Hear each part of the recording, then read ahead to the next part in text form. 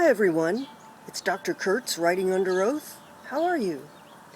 I have an argument about diversity which I rarely share because of its potential to inflame the minds of many people. But here goes. I'm reminded of it because I'm teaching a children's literature course which talks about the homogenation of images in picture books to reflect the diversity of nations.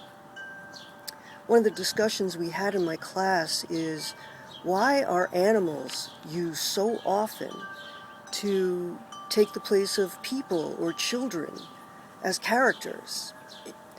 The animals who are turned into people, the anthropomorphization of animals, why is that used? Well, it's used because of the problem of depicting diversity in every book or illustration that an author or artist makes. And the way to get around that is to use animals. In one particular book, a white rabbit married a black rabbit, and that book was banned in many parts of the southern U.S. for a long time because of its depiction of an interracial marriage. But let's talk about that, about diversity.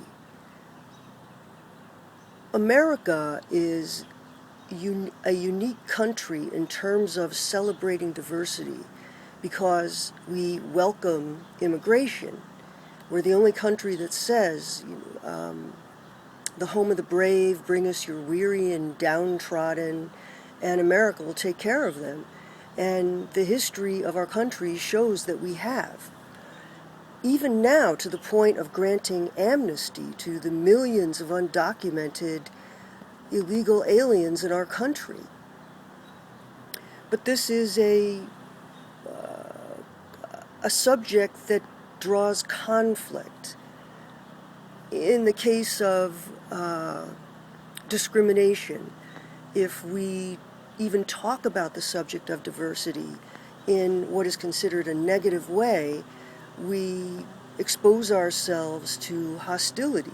The positive way to talk about diversity is to welcome all people unconditionally into America, for example.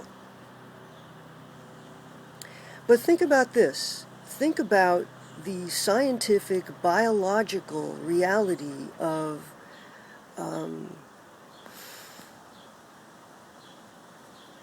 sustainability. A landscape can only support so many animal inhabitants. A black bear, for example, needs 100 square miles in order to live, to sustain itself, to derive enough food, and to protect itself in a territory. Then look at New Jersey, which has over 1,000 people per square mile living off of that small plot of land, deriving their water, their electricity, their fossil fuels from such a small space. Well, the scientific, biological reality is that space cannot sustain that population for very long. So here you have the United States inviting everyone from every country unconditionally into ours. The condition of documentation is a thing of the past. Now think about sustainability. On the financial end, our resources are reaching their limit. Diversity, i.e. immigration, is being supported by American-born or American documented workers' taxes. So for every illegal immigrant in this country who may be working under the table, not paying taxes, what have you, it is our taxes which go to support that person, their health care, their school, their everything from their driving abilities to speaking English in the schools. Many schools in New Jersey had to close because of the high rates of non-graduating seniors. And it was discovered that the reason for this is there is immigrants' inability to speak English. Many of them don't graduate because they simply can't get through the program, and the school is strapped financially by having to hire interpreters and translators and special ed aides, that kind of thing. So these schools closed, and they reopened schools in New Jersey requiring that everyone speak English. But back to the subject of diversity and using animals in picture books in order to avoid the subject of diversity. My philosophy is that we celebrate diversity with the consequence that we're destroying diversity. A global landscape like America fosters is that everyone can come here and everyone can express and practice their own country's culture. Intermarriage is encouraged. All languages are encouraged. There's no official language in the United States, such that a global environment, by its very nature, is going to breed out, homogenize cultures to the extent that everyone becomes the same. In a few hundred years, in America, everyone will look the same. Everyone will have mocha-colored skin, brown hair, and brown eyes.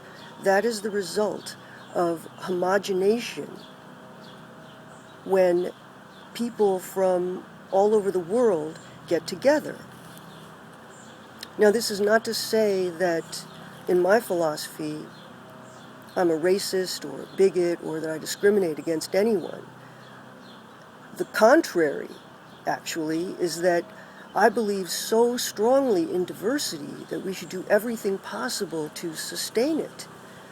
Look at what happened in Europe with the euro, and you immediately lost the uniqueness of coinage,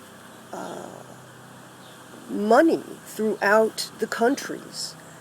And as this happens, as more and more of our countries become global, i.e. America, which is the mother of all globalization, look at the diversity that we will lose. It's already happened in picture books for children. Diversity is avoided by homogenizing the language and the images. Diversity is ruined by such things as amnesty and the ruination of a landscape by its inability to sustain millions and millions of people. Don't we want to celebrate diversity by protecting it? Thanks for listening, everyone. Dr. K, writing under oath.